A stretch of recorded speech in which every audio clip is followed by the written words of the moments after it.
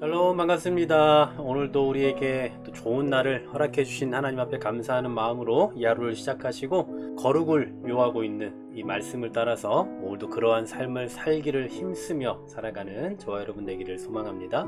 자, 이미 앞서서 우리가 어제까지 이 거룩에 대한 말씀을 좀 생각을 해봤습니다. 우리가 거룩해져 가는 것은 하나님의 언약 백성으로서의 마땅한 삶이자 또 하나님의 명백한 뜻이다라고 좀 생각을 해봤죠. 여러분, 거룩이라는 게 뭡니까? 이 세상의 어떤 도덕적인 관점에서도 거룩이라는 말을 많이 합니다만, 거룩이라는 성경적인 의미로 보자면 하나님께 속한 것, 또 하나님의 뜻 안에 서는 것과 언제나 관계가 있을 겁니다. 하나님의 마음을 가지고 또 예수 그리스도의 삶을 따르며 예수 그리스도를 닮아가는 것, 바로 이런 게 이 거룩을 추구하고 거룩한 삶을 이루어가는 모습이 아닐까요? 바로 주님께서도 이러한 그 삶의 원리로 십자가의 삶을 또 설명을 하기도 하셨죠. 자기 십자가를 져라. 결국 이것도 거룩한 삶을 요하고 계시는 예수님의 말씀이 아닐까요? 자, 이처럼 이 거룩에 대해서 계속해서 말씀하고 있던 이 사도 바울은 이제는 또 거의 같은 맥락이긴 합니다만, 이 세상에서 살아가면서 하나님께 속한 사람으로서의 삶을 살아야 한다라고 또 말씀을 하고 있습니다. 다시 말해서 우리가 거룩을 표출하고 거룩을 나타내야 할 그 영역은 어디 뭐 교회나 뭐 꼭 특별한 그런 곳이 아니라 우리가 살아가고 있는 그 삶의 영역, 그 세상이라는 거예요. 예수 하나님께서 우리를 보내신 그 사명의 현장, 바로 이 세상에서 우리는 하나님께 속한 자로서의 삶의 태도를 가지고 살아가야 된다라는 거죠. 자, 그러한 구체적인 삶의 내용이 어떤 건지 한번 좀 본문을 통해 생각해 볼까 합니다. 오늘 먼저 2절 말씀 보시면 사도 바울은 고린도 교회에게 이런 요청을 하고 있죠. 마음으로 우리를 영접하라. 자, 이 말씀 이미 지난번에 생각해 봤던 그 6장 13절에서 표현한 게 있었죠. 너희도 마음을 넓혀라 얘기했잖아요. 그와 같은 맥락에서 이 사도 바울과 또한 바울을 포함한 사도들 또한 교사들이 전한 그 복음을 좀 받아들여라, 영접해라, 그 얘기입니다. 그러면서 자신이 고린도 교회를 어떻게 대했는지 뭐 앞서서도 여러 번 얘기했습니다만 또 얘기하죠. 우리는 아무에게도 불의를 행하지 않고 아무에게도 해롭게 하지 않고 아무에게서도 속여 빼앗은 일이 없다라고 이야기하죠. 이 말씀에 대해서, 그러니까 이 사도 바울의 자기 변호에 대해서 두 가지 견해가 있습니다. 첫 번째로는 거짓 사도들이, 그러니까 거짓 교사들이 이 사도 바울을 이런 내용을 가지고 공격을 했을 거다라는 거예요. 사도 바울은 불의를 행했다, 또 새롭게 했다, 속여 빼앗았다, 뭐 헌금을 갈취했다, 뭐 이런 식으로 공격을 했을 거다라는 그런 의미로 보는 견해가 있고요. 또 한 가지는 거짓 사도들의 행동이 이랬다라는 거예요. 그들은 불의를 행했고 또 사람들 해롭게 하고 속여 빼앗는 일들이 있었다. 하지만 우리는 그러지 않았다. 그런 의미로 볼 수도 있다라는 거죠.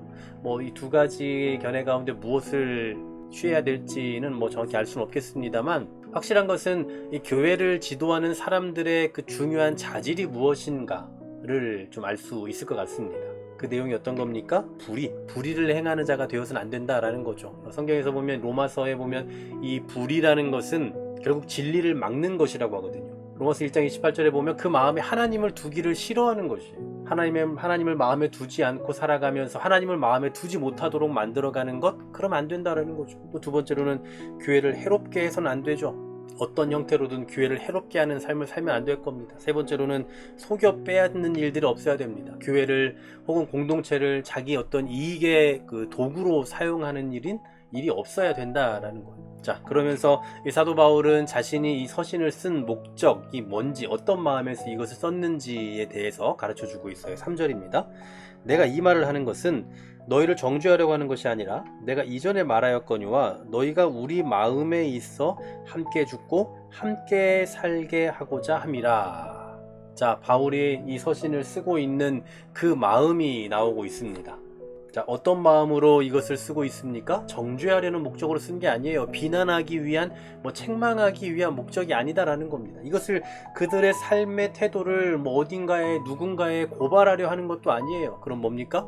너희로 우리 마음에 있어 함께 죽고 함께 살고자 합니다. 무슨 말입니까? 그 목적은 뭡니까?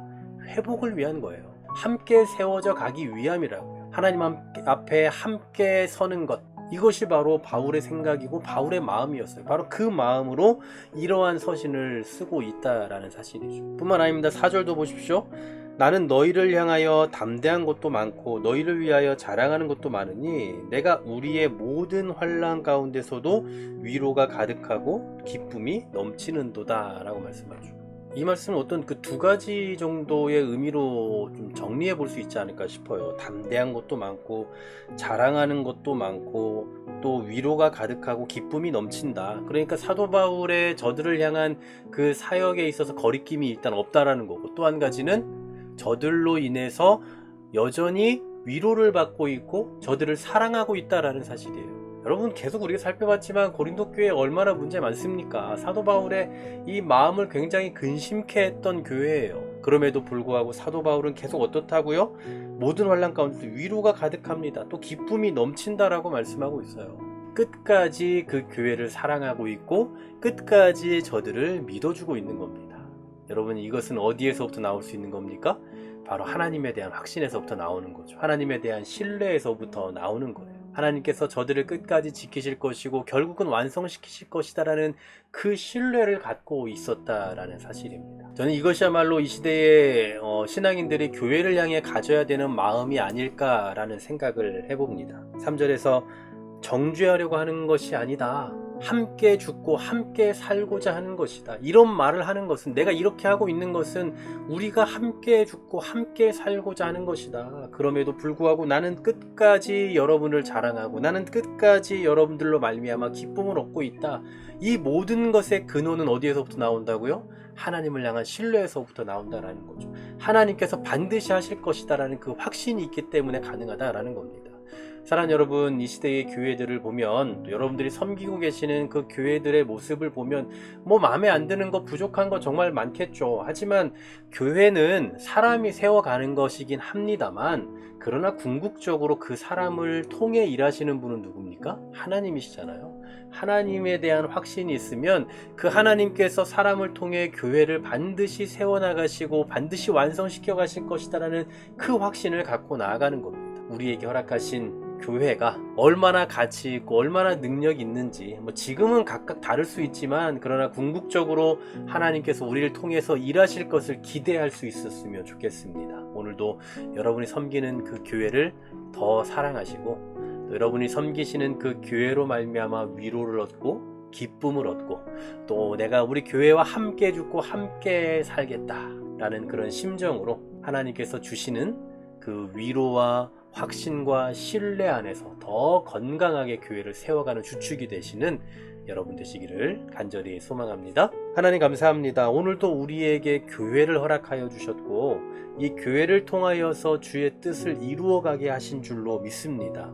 여전히 부족함이 많이 보이고 또 여전히 연약함도 있지만, 그러나 궁극적으로 하나님께서 일하실 것이고 하나님께서 세워가실 것임을 기억하며 믿음으로 신뢰하면서 교회를 세워나가는 귀한 믿음의 주역들이 다 될 수 있도록 은혜 허락하여 주시옵소서. 예수 그리스도의 이름으로 기도하옵나이다. 아멘.